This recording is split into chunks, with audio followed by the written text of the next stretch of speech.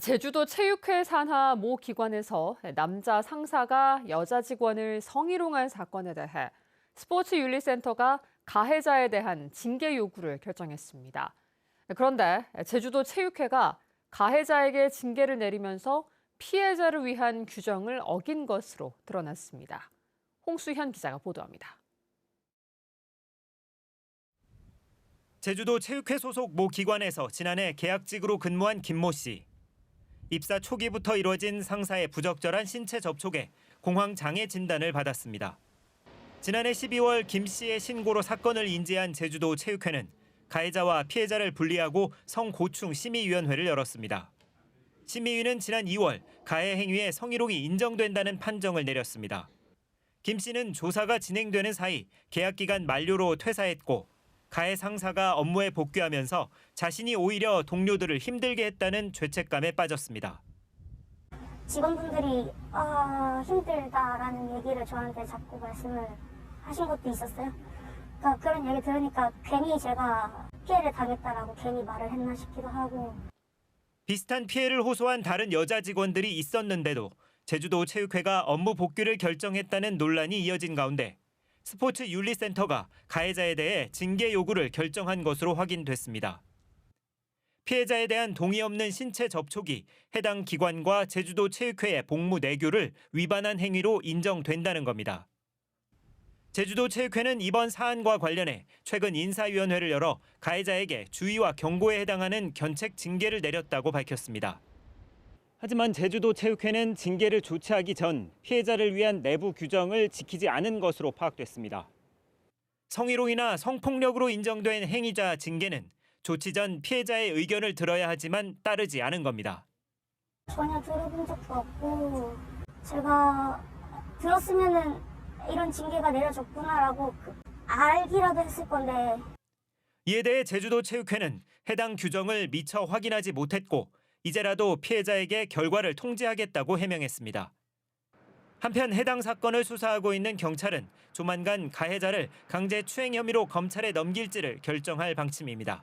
MBC 뉴스 홍수현입니다. 한화그룹이 중산간 지역에 대규모 복합관광단지를 추진하면서 논란이 일고 있는데요.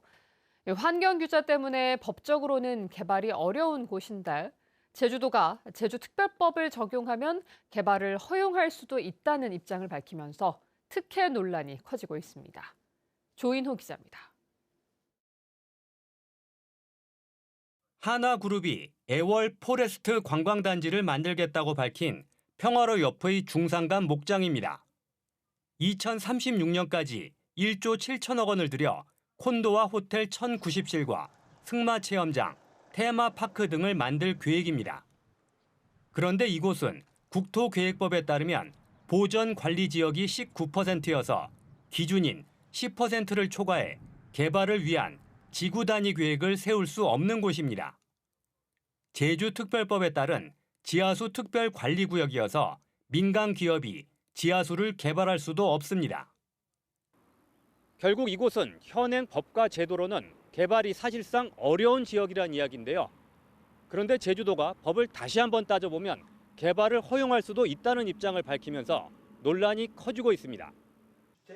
제주특별법에 따르면 도지사가 개발 사업을 최종적으로 승인하면 개발진흥지구로 자동적으로 지정되는데 이 규정을 적용하면 개발이 가능하다는 것입니다.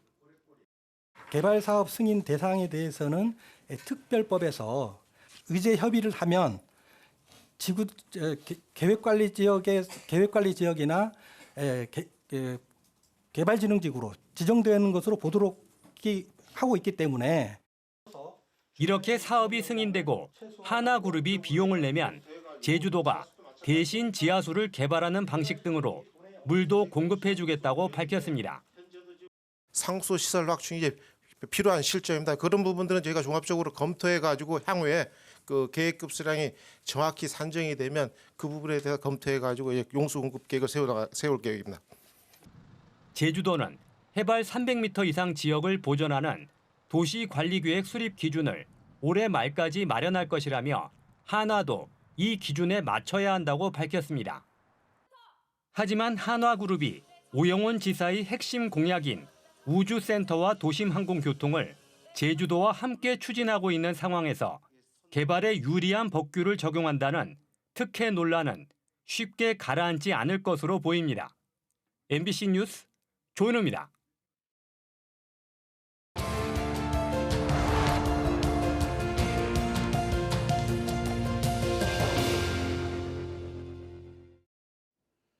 덴마크의 에너지 전환을 살펴보는 기획뉴스 네 번째 순서입니다. 온실가스인 탄소를 많이 배출하는 분야가 육상과 해상, 항공, 교통인데요. 덴마크는 가까운 거리를 운항하는 소형 카페리 여객선을 전기 선박으로 바꿔 석유 사용과 탄소 배출을 줄이고 있습니다. 송원일 기자가 취재했습니다. 차량과 승객을 태울 수 있는 카페리 여객선이 항구로 들어옵니다. 그런데 시끄러운 엔진 소리가 들리지 않습니다. 전기로 가는 선박이기 때문입니다. 유네스코 세계자연유산으로 지정된 덴마크 서쪽 판회섬 주변 바다를 보호하기 위해 2021년 10월 도입됐습니다. 배가 항구에 접안하면 충전기가 자동으로 내려오고 충전이 시작됩니다. 충전 시설 용량이 2,600kW로 7분이면 충전이 끝납니다. 한 번 충전하면 항구와 판회섬 사이 2.5km 거리를 왕복할 수 있습니다. 운항 시간은 왕복 26분. 배터리의 10% 전기만으로 충분합니다. 정원 300명인 이 선박을 이용하는 승객은 연간 180만 명에 이릅니다. 승객들은 전기 선박이 더 조용하고 편안하다고 말합니다. Altså Den går lidt hurtigere. Den sejler lidt hurtigere, Ja, men og man det kan- er så minimalt. lade sin telefon op, så er det Ja. faktisk. 전기 선박 기계실은 어떤 모습일지 직접 살펴봤습니다. 커다란 엔진이 없다 보니 작은 공간에 전자장비 몇 개만 설치됐습니다.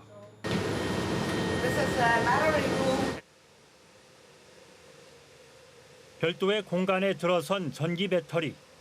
용량 1107kW시로 무게만 15톤에 이릅니다.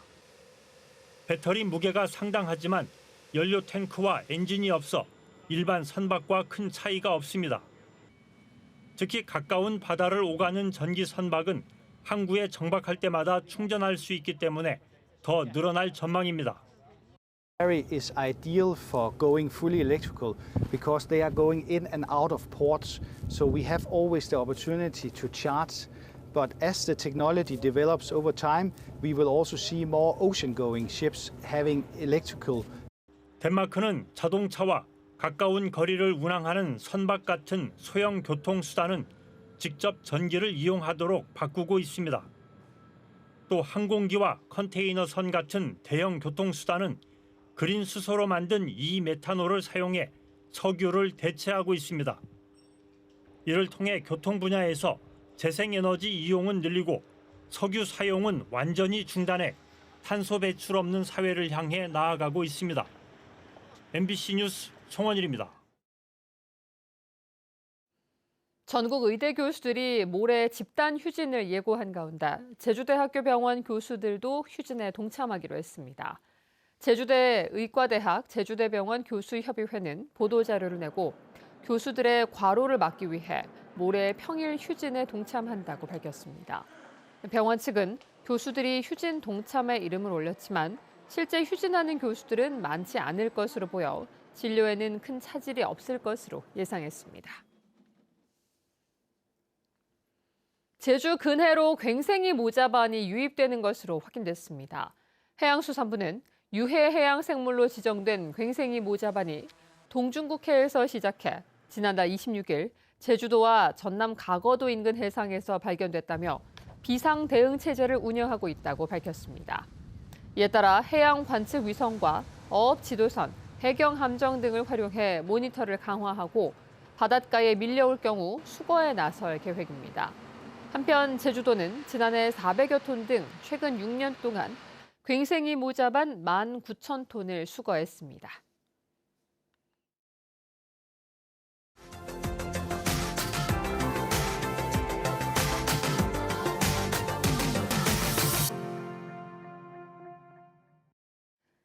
경남 거제와 통영 사이의 해협인 견내랑은 임금님 진상품인 질 좋은 미역이 생산되는 곳인데요.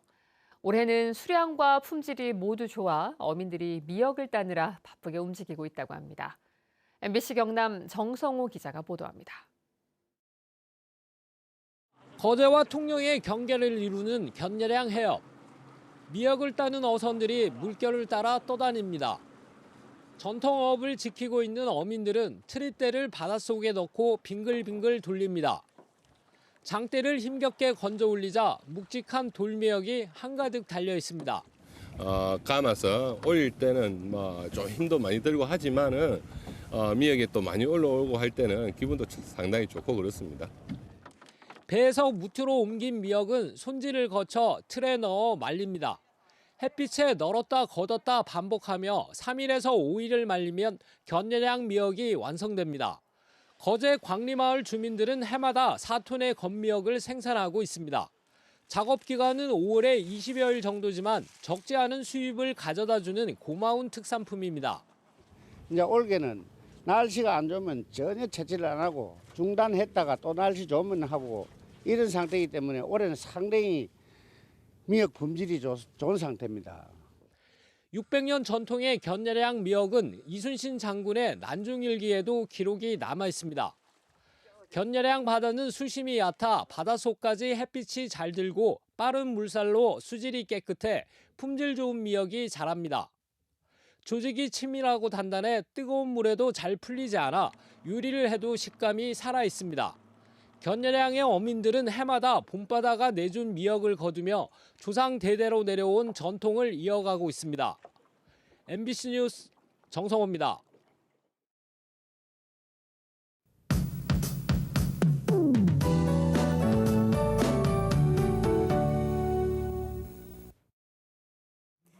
기압 거래 영향으로 현재 북부와 산지를 중심으로 비가 약하게 내리고 있습니다.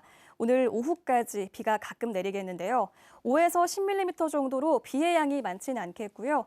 비구름대의 폭이 좁아서 소강 상태를 보이는 곳이 많겠습니다.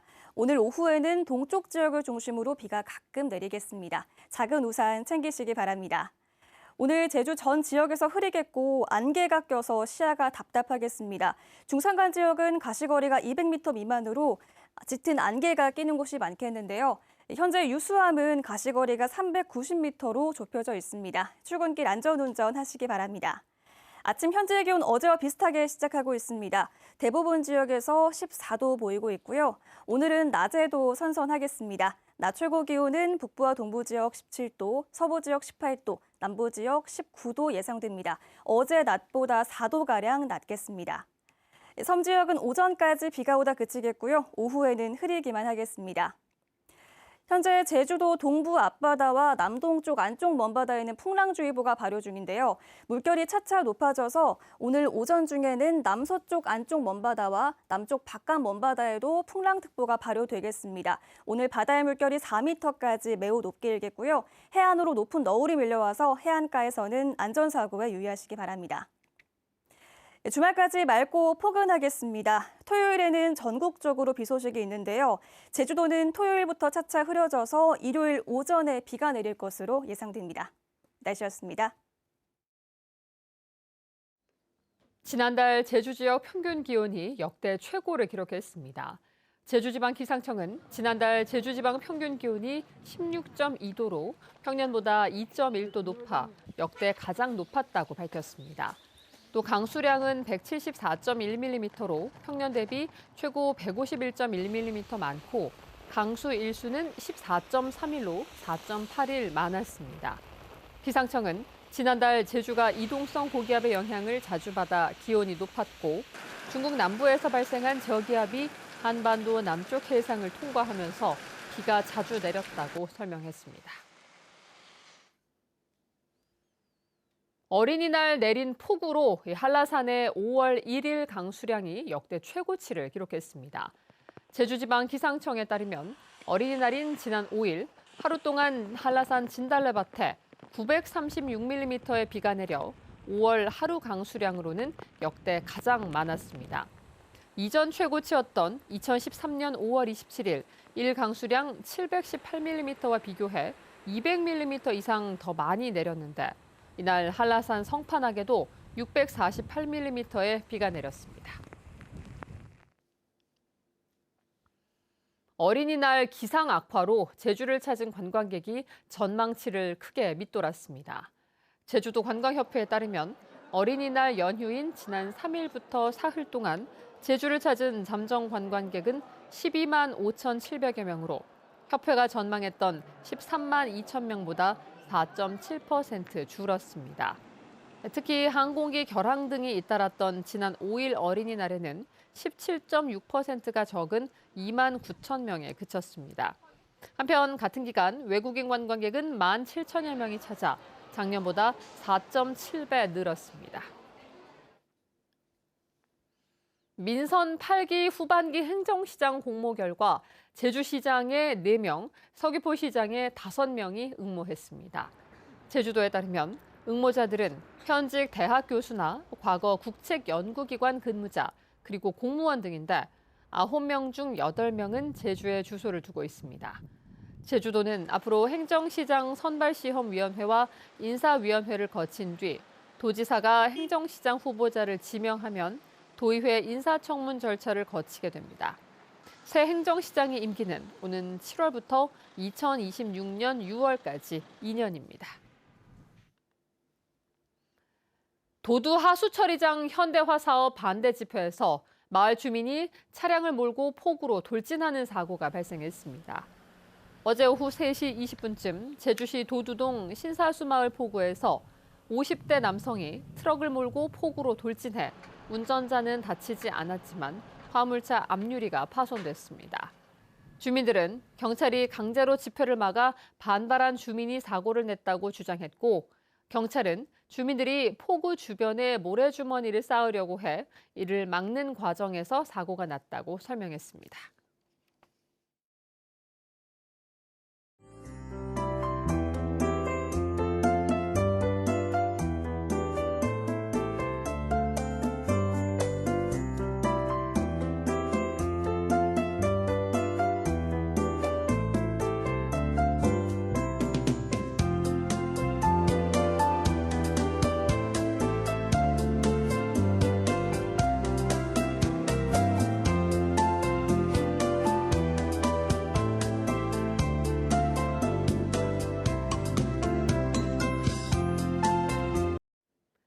뉴스투데이 제주였습니다. 여러분 고맙습니다.